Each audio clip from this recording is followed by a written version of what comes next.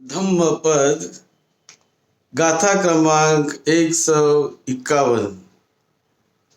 आज दिनांक 20 अगस्त 2020।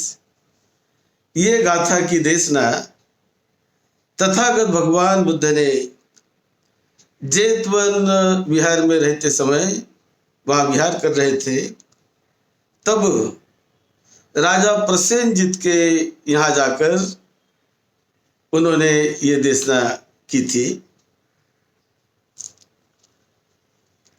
राजा प्रसेनजित ये बहुत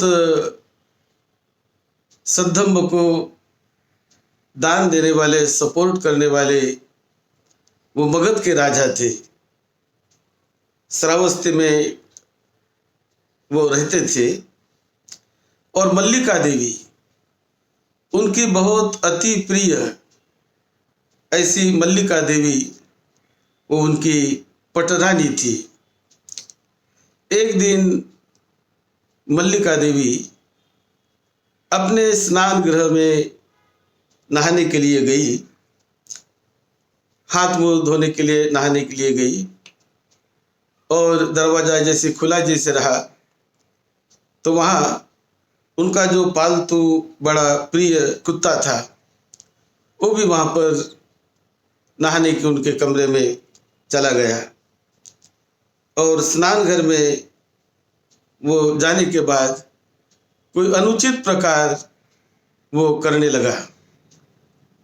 तो राजा ने अपने कमरे से झरोखे से उसे देखा और देखकर कि उनके कमरे में, नहाने के कमरे में कुत्ता गया है और उसने, राजा ने देखकर जब वो बाहर आई तो राजा ने एकदम उसको धमकाया, फटकारा, दूर हट, तू कुजाती कहीं की, ऐसा अनुचित कार्य मैंने देखा। तो ये करके वो उन पर बहुत गुस्सा हुआ। तो उन्होंने कहा, देव मैंने क्या किया, आप क्यों मुझ पर गुस्सा हो रहे हैं? तो उन्होंने कहा कि तुमने अनुचित प्रकार कुत्ते के साथ तुमने किया, इस प्रकार का वो आरोप लगा रहा था।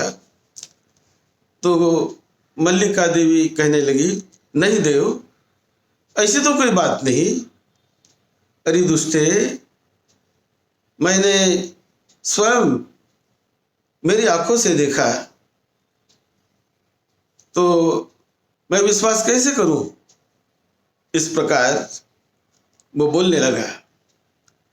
महाराज, वास्तविकता तो यह है कि उस स्नान गृह में प्रविष्ट हुए जो कोई व्यक्ति झरोखे से देखता है तो झरोखे से देखने के बाद वहां कभी दो प्राणी दिखाई देते हैं, ऐसी उस कमरे की वास्तविकता है। तो इस प्रकार रानी ने महाराज को, राजा को ऐसे उनको बता दिया और असत्य को बात करने का उन्होंने प्रयास किया। और रानी ने कहा कि यदि आप मुझ पर विश्वास नहीं करते तो ऐसा करिए, आप स्वयं उस स्नान गृह में जाइए, उस कमरे में जाइए और मैं झरोखे से देखती हूँ। ऐसा बोलकर वो राजा मान गया उसकी बात को और राजा ने वैसा ही किया। उस कमरे में, स्नान गृह के कमरे में राजा चला गया और जो रानी मल्लिका देवी, ये मल्लिका देवी अपने उस झरोखे से, राजा का कमरे में जो झरोखा दूर था, वो झरोखे से वो देखकर वो बोलने लगी और चिल्लाकर बोली, अरे अरे कामांध मूर्ख, तू क्या कर रहे हो? तुम क्या कर रहे हो? बकरी के साथ अनुचित प्रकार कर रहे हो? ऐसा वो राजा को चिल्लाकर बोली। अब राजा बाहर आकर बोलने लगा, मैंने तो ऐसा कुछ नहीं किया, और फिर वो कहने लगा कि हाँ, तू कहती वही बात सच है कि वो जो झरोखा है, वो झरोखे से देखने में वो स्नान गृह का दोष है, स्नान गृह में ऐसा दिखता है। इस प्रकार उन्होंने उस बात को मनाया और राजा भी मान गया और वो कहने लगे कि अच्छे वो दोनों रहने लगे। लेकिन ये मल्लिका सोच रही थी कि बुद्ध को तो मैं नहीं असत्य कह सकती, बुद्ध तो सत्य जानते हैं सभी।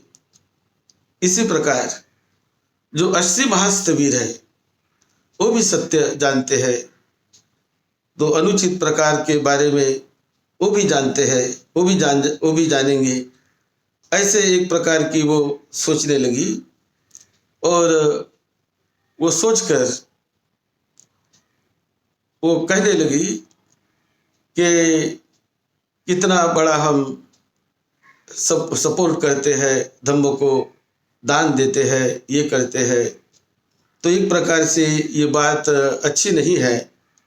तो ऐसे उसको वो जो रानी है बहुत उसको दुख होने लगा और उसके बाद वो रानी का कुछ दिन के बाद मृत्यु हो गया। तो जब मृत्यु हुई तो उसको अनुचित बात एकदम याद आ गई और अनुचित बात याद आकर वो मृत्यु के परांत किसी दुर्गति के लोक में उसका जन्म हो गया। अब राजा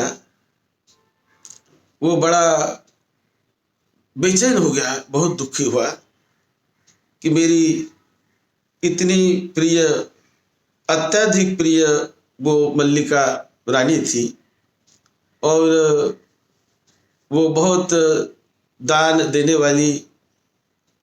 उस प्रकार राजा के घर में हर दिन 14 करोड़ रुपया वो भिक्षु संघ के दान में, बुद्ध विहारों के सपोर्ट में वो खर्चा करते थे। हर दिन 500 भिक्षु को वो नित्य दान देते थे। तो इस प्रकार से वो दान देने वाला और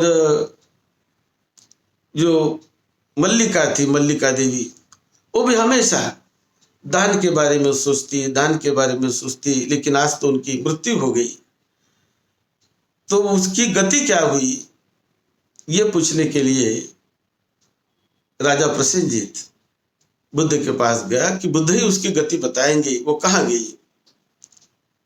तो जब वो जाते हैं पूछने के लिए तो जाते बराबर वो भूल जाते हैं, पूछ नहीं पाते, वापस घर में आ गए, अरे मैं पूछ नहीं पाया। इस प्रकार वो 7 दिन तक बुद्ध को मिलने जाते रहे, बड़े दुखी, बड़े व्याकुल होकर, और 7 दिन तक वो सोचते रहे कि मल्लिका की गति क्या हुई। वो पूछने का भूल जाते थे, उनकी स्मृति विलुप्त हो जाती थी, वो पूछ नहीं पाते, उनके ध्यान में नहीं आता, भूल जाते थे और घर में वापस आ जाते थे। अब 8वें दिन तथागत बुद्ध ये स्वयं भिक्षा पात्र लेकर, चिवर पहनकर, भिक्षा पात्र लेकर राजा के दरबार में, राजा के घर तो महल में जाने के लिए निकले। जैसा ही राजा ने देखा कि बुद्ध आ रहे हैं, वो नीचे उतरा और नीचे उतरकर वो राजा नीचे उतरा, नीचे उतरकर बुद्ध को वंदन किया, बुद्ध का पात्र अपने हाथ में लिया और पात्र लेकर बुद्ध को कहने लगा चलिए महल में बैठेंगे। लेकिन बुद्ध ने महल में बैठ जाना पसंद नहीं किया, वो तो रथ घर में बैठना चाहते थे और वहां पर वो प्रसेनजीत को धम्म देशना देना चाहते थे। ये जो मल्लिका देवी बहुत ही दान देने वाली थी, और आज पहले तो उसका जो मृत्यु के बाद उनकी जो गति हुई वो दुर्गति में चली गई, निरय लोक में चली गई। और आज उसके बाद 7 दिन के बाद वो तुषित देवता भवन में निर्माण हो गई, उसके पुण्य बल से 7 दिन के बाद वो वहां निर्माण हुई। तो स्वयं बुद्ध बताने के लिए आए, और बुद्ध राजा को बताते हैं कि महाराज, मल्लिका देवी तुषिता देवलोक में उसका जन्म हो गया। 8वें दिन बुद्ध ने बताया।